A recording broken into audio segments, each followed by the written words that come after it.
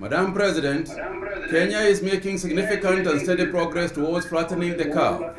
We have learned many lessons along the way and continue to apply mitigating measures day by day.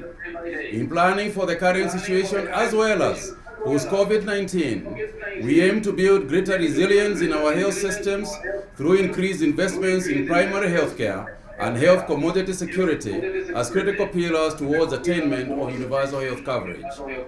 The lessons learned from this crisis has reaffirmed the need for regional, global, and multilateral solidarity and collaboration.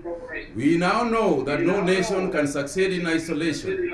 We are particularly encouraged by the demonstrations of unity and humanity shown both within and across countries and application of information technology.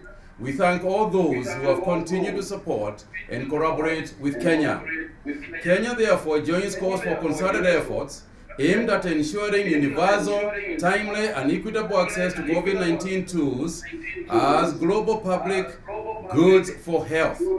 There is urgent need for the business community, including the pharmaceutical industry, to weigh the profit motive and support for the response to this pandemic.